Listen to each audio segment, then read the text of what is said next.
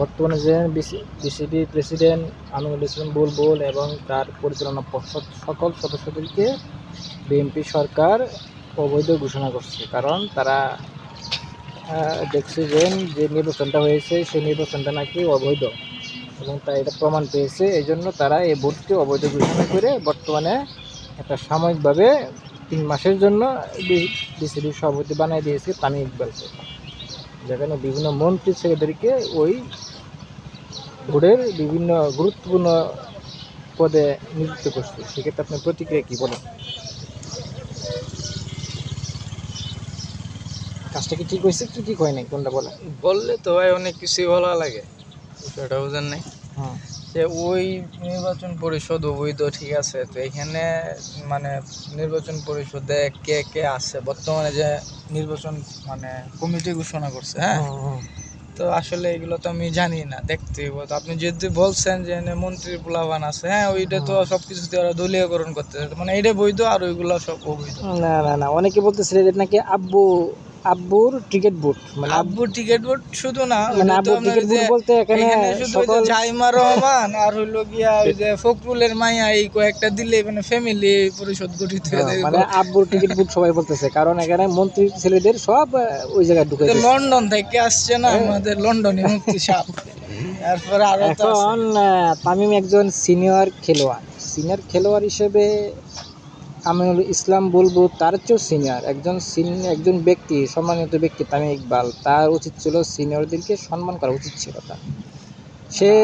সে যে কাজটা করলো একজন সিনিয়র প্লেয়ারকে সম্মান করে। আমি আপনাকে বলি, যেমন বাংলাদেশ ক্রিকেটের মধ্যে আমার কয়েকটা লোক খুব ফেভারিট ছিল, ঠিক আছে। তার মধ্যে মানে ব্যাটিং এর দিকে তামিম ইকবাল আমার ওই লোক 1 নম্বর পছন্দের মানুষ, বুঝতে পারছেন। এখন দেশের, হ্যাঁ, আপনার পট পরিবর্তন হবে, তো সবসময় সব সুযোগ মানে নিতে নাই, বিষয়টা বুঝেন নাই। জাতি এখন মনে করেন যে আমরা বিভিন্নভাবে বিভক্ত, ঠিক আছে। আমাদের এই সময় মানে তামিম ইকবালের মতো একজন প্লেয়ার, সে তো জাতীয় দলের প্লেয়ার, সে কিন্তু কোনো দলের না। তার ব্যক্তিগত একটা পছন্দ থাকতে পারে, কিন্তু এই বর্তমান সময়ে তার এই মানে কমিটিতে যাওয়া আমি একদমই মানে ঠিক মনে করবো উচিত হয়নি, বিষয়টা বুঝতে পারছেন।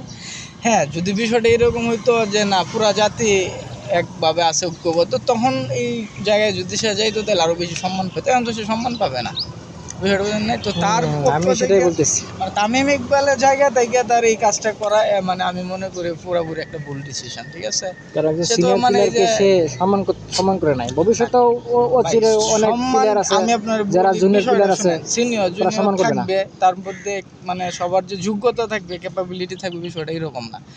এখন এই হিসাবে যদি সে, আমি মনে করি যোগ্য লোক, সে যে জায়গায় আছে ওইটাও ঠিক আছে মানে, কিন্তু এই যে দলীয়ভাবে গেছে বিএনপির আন্ডারে, এটা ঠিক হয় না। কিন্তু এখন আজকে যদি পুরো বাংলাদেশে এককভাবে ঐক্যবদ্ধ থাকতো, তখন যদি তামিম ইকবাল এই জায়গাটাতে যাইতো, তখন আমি মনে হতাম না এটা ঠিক আছে, পারফেক্ট। কিন্তু জুনিয়র সিনিয়রের বিষয় না, একজন ফেভারিট থাকতে পারে, তার যোগ্যতা থাকতে পারে বেশি, বিষয়টা বুঝলেন। ইন্ডিয়া যেমন অভিষেক শর্মার তাকে বলা হয়েছিল আপনার যে এত ভালো ব্যাটিং করেন তার পিছনে সবচেয়ে অবদান কার বেশি? সে বললো যে যুবরাজ সিং, তার হচ্ছে কোচ। দেখেন যুবরাজ সিং কিন্তু ইন্ডিয়ান ক্রিকেট বোর্ডের কোনো বড় কোনো পদে দায়িত্ব নাই, কিন্তু সে কী করতেছে, নীরবে ভালো ব্যাটিং তৈরি করতেছে, যেমন অভিষেক শর্মার মতো ব্যাটিং তৈরি করতেছে। আর সেক্ষেত্রে বাংলাদেশের একজন লিজেন্ড তামিম ইকবাল, তার কী কাজ?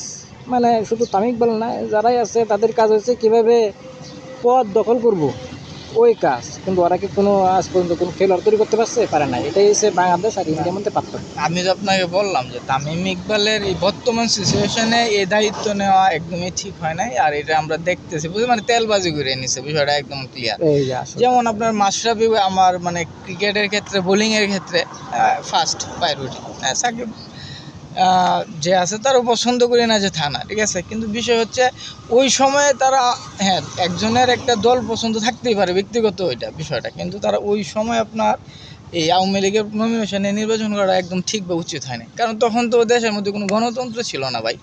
তাহলে তারা তো তারা তো কিন্তু আমাদের কোনো দলের না, তারা হচ্ছে আমাদের দেশের, ঠিক আছে, কোনো দলের না। কিন্তু তারা ওই যে দলগতভাবে ওই জায়গায় ওই সময়ে ওই ডিসিশনগুলো তাদের আমি মনে করি 100% ভুল, এবং তারা নিজেদেরকে মানে আপনার প্রমাণ করছে যে তারা দেশের না।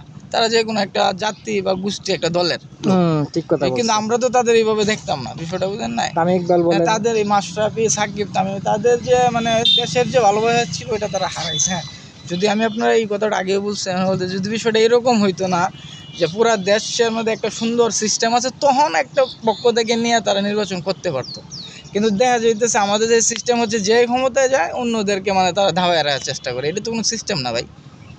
ঠিক আছে, ধন্যবাদ আপনার মূল্যবান বক্তব্য দেওয়ার জন্য। আসলে এটাই হওয়া উচিত ছিল। তামিম ইকবাল, মাশরাফি, সাকিবুল হাসান ওরা সম্মানিত প্রার্থী, কিন্তু ওদের নিজের মান সম্মান নিজেই হারাচ্ছে আমি মনে করি।